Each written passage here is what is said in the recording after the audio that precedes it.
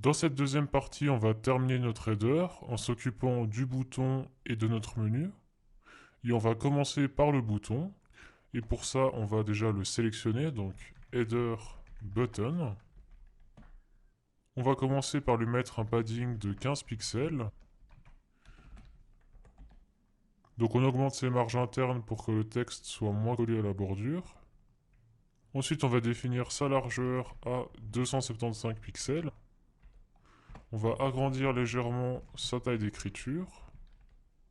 On va lui mettre un fond bleu avec une couleur que j'avais déjà choisie à l'avance. Voilà. Et du coup, on va mettre son texte en blanc pour qu'il soit lisible. Ensuite, on va lui mettre une petite bordure tout autour qui sera noire avec très peu d'opacité. Comme ça fera comme si on avait un bleu un petit peu foncé sur les bords. Donc un pixel solide et on va mettre du noir avec 20% d'opacité, comme ceci. Ensuite, on va découvrir une nouvelle propriété qui est le border radius, qui nous permet en fait d'arrondir la bordure. Donc plus la valeur est grande et plus la bordure sera arrondie. Et on va la mettre à 5 pixels. Et pour finir, on va lui mettre une petite ombre, donc box shadow, puisque cette fois-ci c'est pas une ombre de texte. Et on va mettre 0, 2 pixels, 0, comme ça on aura une ombre décalée seulement vers le bas, avec pas de flou. Et on va la mettre avec un bleu légèrement plus foncé que celui qu'on a mis en dessus. C'est pour ça que les chiffres qui sont là sont plus petits qu'ici. Quand ces chiffres se rapprochent de 0, en fait, la couleur est de plus en plus foncée. Et si on regarde le résultat, on voit qu'on a maintenant un super beau bouton. On va juste lui rajouter un petit effet. Et pour ça, on va découvrir ce qu'on appelle les événements en CSS. On va faire que quand on passe la souris dessus, ça fera comme si on pouvait cliquer. Vous savez, ça va changer le curseur de la souris. Pour ça, on le sélectionne et on met deux points hover. Et les deux points servent à dire qu'on va utiliser un événement. Et en l'occurrence, l'événement c'est hover, donc quand on passe la souris sur l'élément.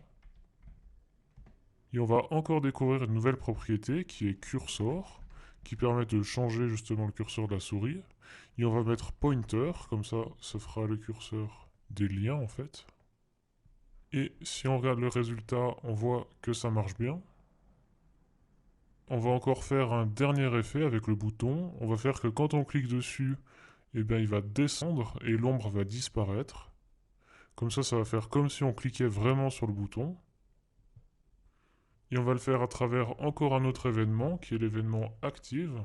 Donc header button 2 points active. Et là on va commencer par lui enlever son ombre. Donc on va mettre box shadow none. Et ensuite on va vouloir le descendre. Alors ce qui serait logique c'est de mettre margin top 2 pixels puisque c'était l'épaisseur de notre ombre. Sauf que si on va voir le résultat, on constate qu'on a un petit problème. En fait, notre header s'agrandit puisqu'on lui a rajouté une marge.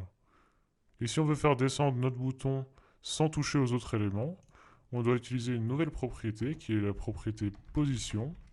Et là, on doit mettre relative, puisque par défaut, la valeur c'est statique. Et au fur et à mesure des projets, on verra d'autres valeurs pour cette propriété position. Et là, si on veut descendre notre objet en utilisant cette nouvelle propriété, il faut plus mettre margin top, mais seulement top. Et là, on met pareil 2 pixels. Et ça marche évidemment pour tous les côtés, donc top, bottom, right et left. Et là, comme vous pouvez le voir, on n'a plus que notre bouton qui descend. Et on a bien l'effet qu'on souhaitait. On va maintenant attaquer notre menu. Donc, on va commencer par le sélectionner. Et on lui avait mis la classe menu, donc point menu. On va commencer par enlever les petits points qui sont à gauche. Et ça se fait à travers la propriété list style, qu'on va définir à none. Donc ce petit mot-clé none, il veut dire rien du tout en fait. C'est comme là, box shadow none, ça veut dire qu'il n'y a pas d'ombre. Donc là, on a bien sélectionné notre UL, je vous rappelle. Et on veut que tout notre menu soit à droite. Et ça, on va le faire avec une petite propriété qui est float. Et on va mettre right. Donc en gros, ça va accrocher notre menu à droite. Et du coup, il sera collé au bord et c'est pas ce qu'on veut. Et pour régler ça, on va lui mettre une marge à droite de 30 pixels. On peut déjà voir le résultat. Voilà, vous voyez que notre menu s'est bien mis à droite avec une petite marge. Et on n'a plus les petits points à gauche. On va maintenant lui dire de s'afficher sur une seule ligne. Pour ça, on va sélectionner nos ELI, donc point menu ELI. Et on va utiliser encore une fois une nouvelle propriété qui est display. Et on va mettre inline parce que par défaut c'est bloc.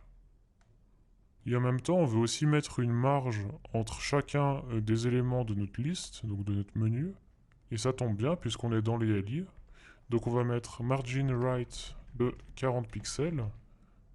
Comme ça, ils s'espaceront chacun de 40 pixels. Voilà, comme vous pouvez le voir. Et maintenant, on va quand même s'occuper de leur couleur, de leur ombre, et encore de quelques petites choses. Donc pour ça, on va sélectionner les liens cette fois-ci, puisque le texte qui s'affiche est bien contenu dans les liens et non dans les LI. Donc point menu LIA. Et là, on va déjà enlever leur soulignement, et ça va se faire avec la propriété text decoration. Et on va mettre known, puisque là, c'est défini à underline. Voilà. On va aussi les mettre en blanc avec la propriété color qu'on définit à white. On va aussi les agrandir un petit peu en mettant font size 1,2 EM. Et finalement, on va leur mettre une petite ombre avec text shadow. Donc on va mettre 0,03 pixels et black. On va maintenant regarder le résultat.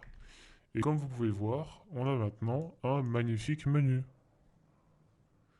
Et on a terminé notre projet. Normalement, vous devez commencer à vous faire une idée de comment fonctionne le langage HTML et CSS. La partie HTML est vraiment simple parce que c'est seulement du contenu brut. Il faut juste bien penser à grouper les éléments de manière efficace pour pouvoir bien les designer par la suite en CSS. Et puis le CSS, ça consiste juste à reprendre chacun de ces éléments et à leur appliquer les effets qu'on veut. Et ça servirait vraiment à rien que je vous fasse une liste de toutes les propriétés CSS qui existent, puisque déjà il y en a beaucoup trop, et en plus vous retiendrez rien. La meilleure solution, c'est vraiment d'apprendre par la pratique. Et vous verrez qu'à force de les utiliser, ça va rentrer vraiment facilement. Et donc si je devais résumer, l'art de maîtriser le HTML, c'est l'art de bien définir des structures qui vont être faciles à designer en CSS. Et l'art du CSS, c'est tout simplement de partir de l'image que vous avez en tête, du résultat, et de le traduire avec toutes les propriétés que vous connaissez.